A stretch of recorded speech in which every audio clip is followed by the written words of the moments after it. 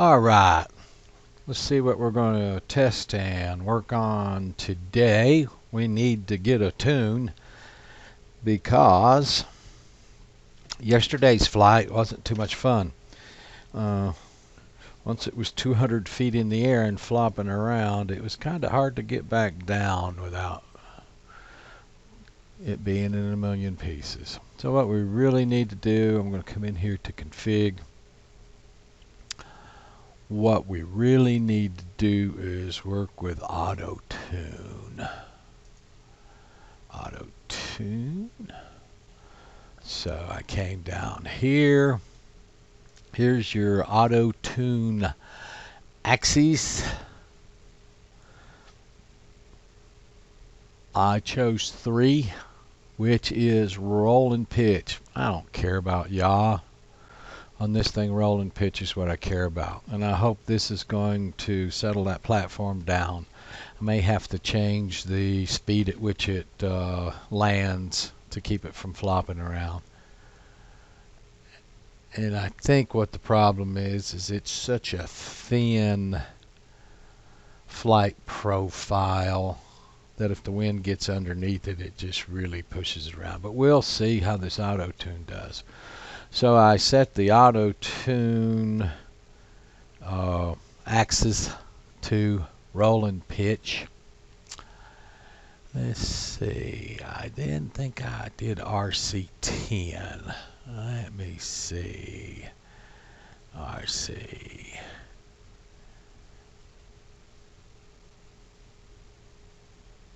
Oops. Where is RC10? Well, there's like 16 RCs in here, and you get all sorts of things. So I went to RC10, and I set up on my radio channel for 10. Well, I keep missing it. There we go. Let's see if we can get that in sight.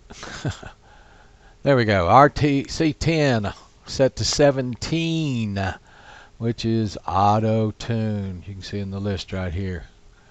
17 is auto tune.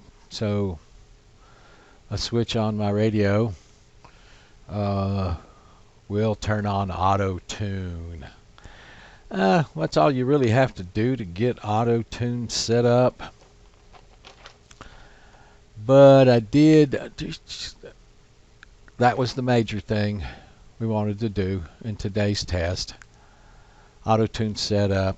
And then yesterday, when it kept going back to return to launch, to home or whatever, it kept rotating and yaw based on me flailing around on sticks or whatever. I did go into waypoint yaw behavior, and I changed that from its default to, which is face next waypoint except return to launch. I changed that to a 1, which is face next waypoint. There's no exception for return to launch in that way, so I assume that means face, return to launch, and waypoint. I think that's the way I had it before, because I had fixed this once before. And I need to test that. That way, every time that thing, being at 200 feet yesterday, and I've got other problems with it, I've just got to straighten out. I cannot see the 2 red legs on the back, the 4 white arms, the 2 red arms, whatever, when it gets higher than 30, 40 feet. So at 200 feet yesterday, I couldn't tell how it was oriented because I couldn't tell the color of the arms. All 6 of the props right now are orange. That's not a good way to be able to tell orientation either. So my thinking here was, even when it was on the other side of home yesterday, and always came back to return to launch. Very good.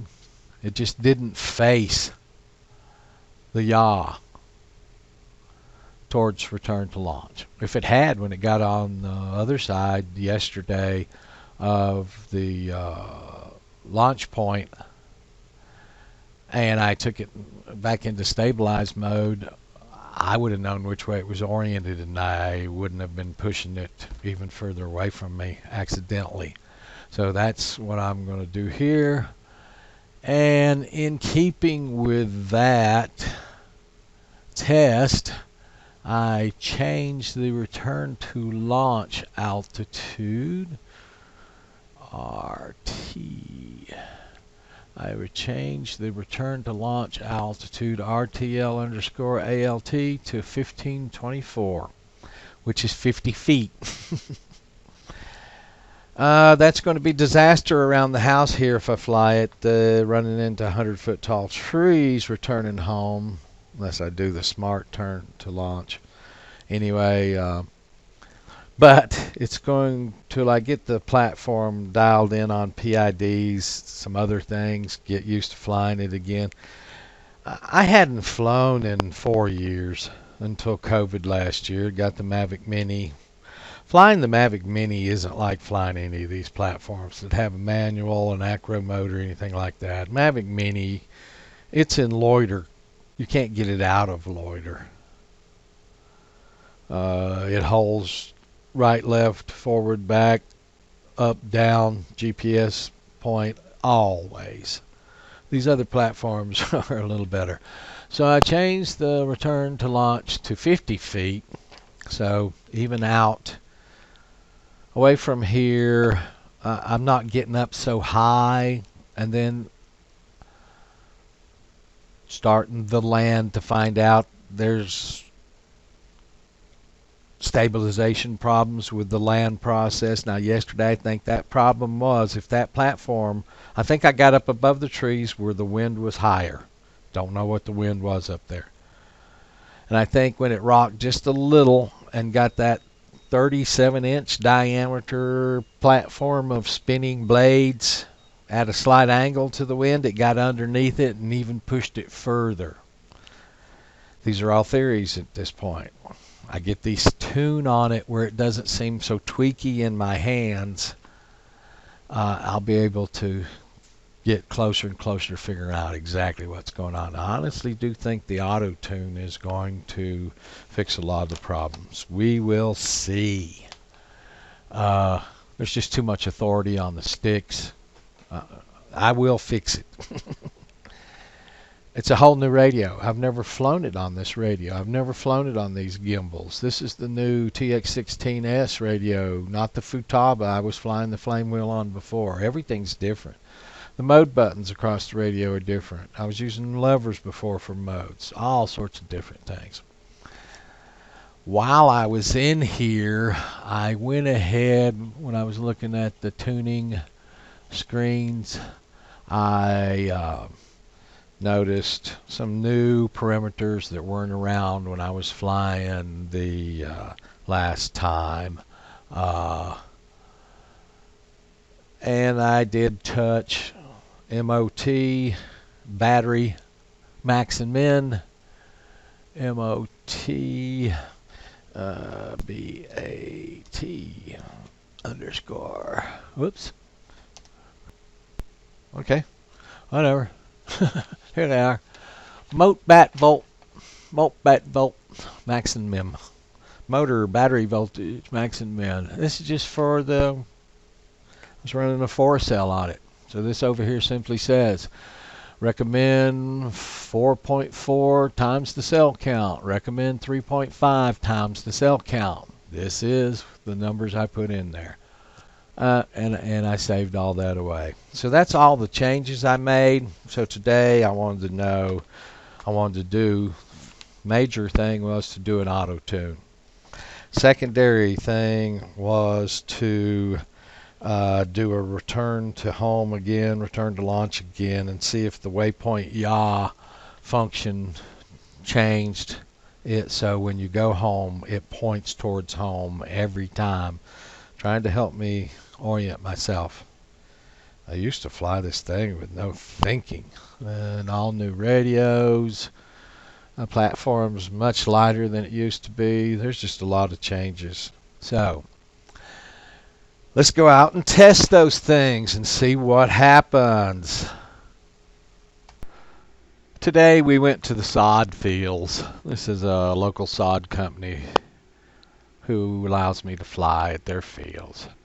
And as you can see from where I'm standing to the nearest tree, in all directions where I'm standing is a long way. I'm not going to be wrestling this thing around like I did yesterday. That was no fun whatsoever. I like the outcome. It was a positive outcome, but I don't like those that much. Okay, so you can see we've got the car today and set up in the back of the car, and believe it or not, you're going to like this. I found a way to see the computer screen today. Yes, ladies and gentlemen, if I hide out underneath a umbrella with the computer in a black plastic tub, I can see pretty good. I was comfortable enough today to do anything I like, so that's better. It's not the most elegant solution. I've got to come up with a different solution for the ground station, but every day I'm making movements forwards. So you can see the car there on the right. I've got the little antenna sitting there that's got the telemetry radio on it. I've got the video receiver on the side of the plastic tub, and the notebook computer's inside the tub. It's recording both the video from the camera on the platform and the ground station screen. And of course the ground station itself's recording everything in the platform 4 times a second. That's a whole separate. I'm just talking about the view of the ground station screen and what it's doing for flights is being recorded.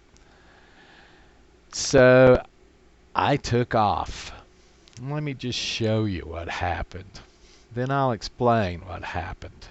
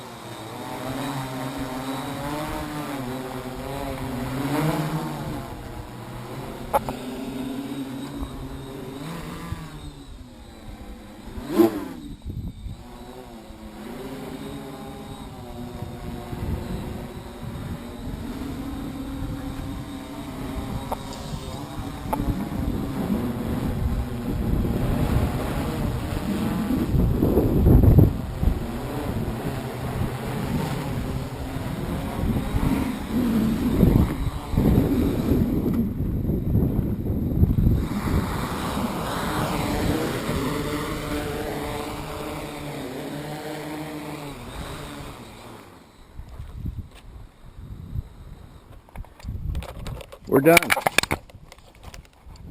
Okay. Yaw's on the right stick somehow. And just that quick, everything was over. The platform made some really strange moves on me. I did not like it to the point where it was over, not going any further. I have a pretty good, quick, and quicker every time shutdown mode. Let's rewind a bit, and I'll cut the sound off of this so we don't have to listen to the darn thing, and I'll tell you what went on in my mind as this little short flight took place. So I lifted it up in stabilized mode. I almost do every time. Maybe I should start using loiter or something. I don't know. And I thought I had put it in loiter about right there. Click in loiter.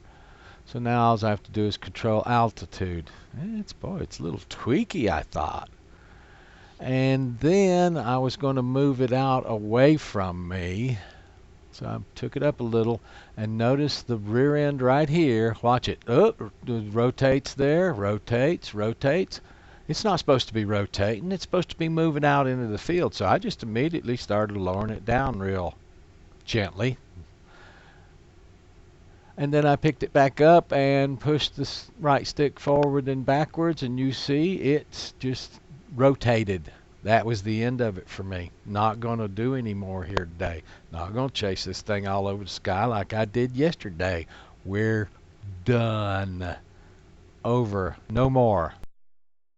When I got home, I looked at the recorded data from the ground station, and it was completely obvious what had happened.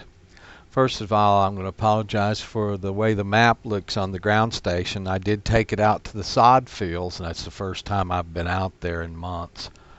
It's the first time I've been out there with anything but the Mavic Mini. Actually, it's the first time the notebook's been out there.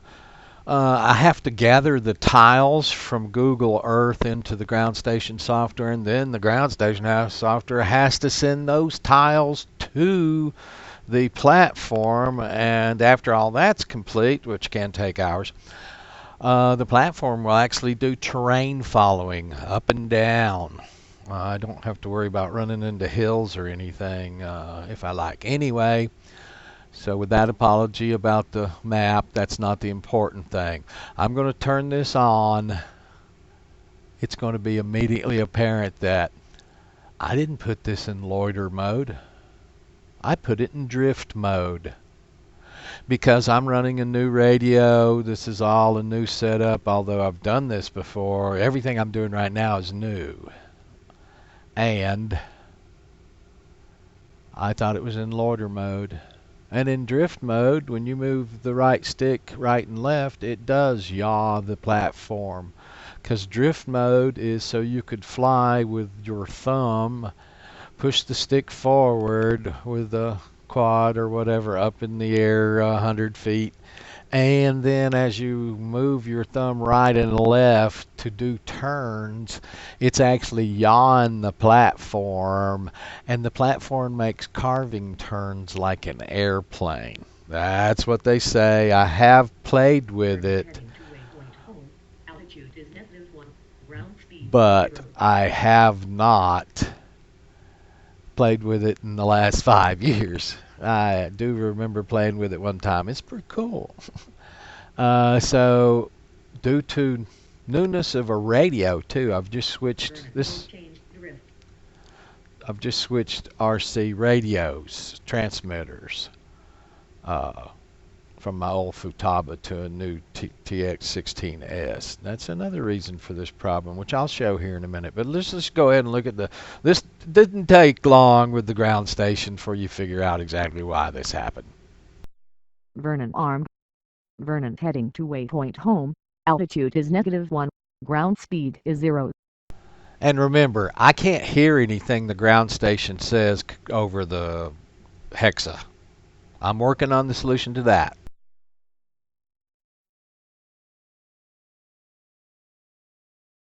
Vernon mode changed to drift. Bingo! That's not loiter. That was the whole problem the whole time. The platform was operating the way it should in Vernon drift heading mode. to waypoint home. Altitude is 13. Ground speed is 1. But it was not operating like it should in loiter mode because it wasn't in loiter mode. It was totally operator error.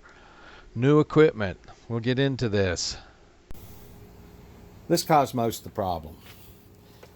This is my old radio. I've had it since 2000, 2010, somewhere around in there. It's a really good radio. I almost just dropped it and lost it there. Okay. Whew. It's got an easy UHF transmitter on the back for long range flying. It was a really good radio. It still is. I plan on keeping it. I like it. It's very well made. It's just rock solid. Anyway, in order, you can see all these switches labeled here. In order to get 6 flight modes, I had to set up this switch on the flight mode channel, the 3-position switch. Then I had to modify it with this switch so that I had 6 different PWM values so I could get 6 different flight modes. And I'd just gotten used to where if I wanted to go into auto, I just flipped this back switch up. That's all I had to do. Stabilized. If I was in stabilized and wanted to go to alt hold, I just flipped this one to the center. If I wanted to land, I would flip them both up. Some such as that. This label is not on this switch. This label actually labels this switch back here. I just had to be able to see it. And then I had return to launch, as you can see here, right here on this switch. That's the way I was flying for 10 years or so. So when I got the new radio,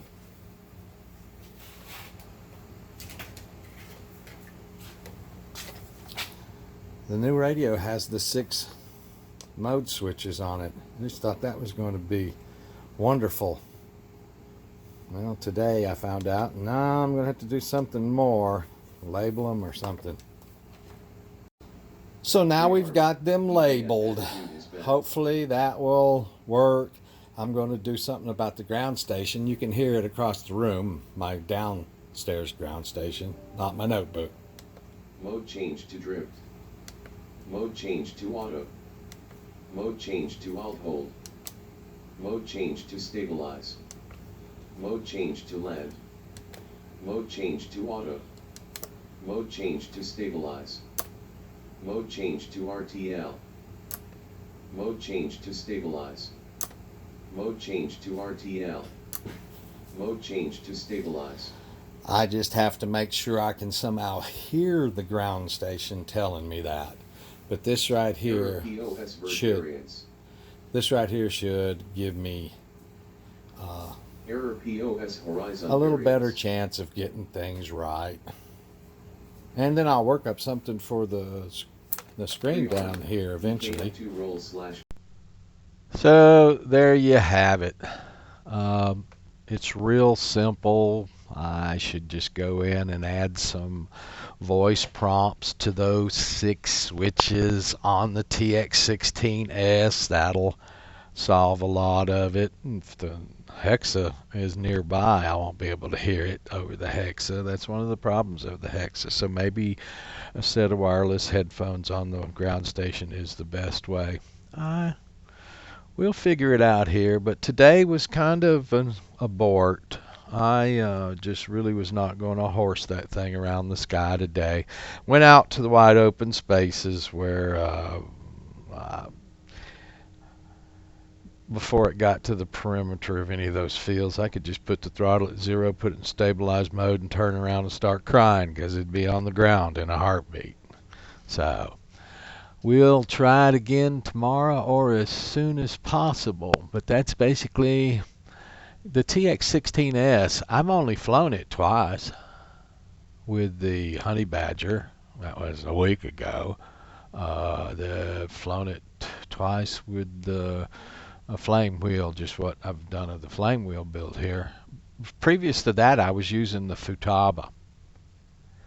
So I'm just now switching over to the TX16S in the middle of a rebuild, in the middle of firmware and mission planner going up many versions on me in the 4 years I wasn't flying. Used to do this a lot. The learning curve right now is a little steep. Thank you so much.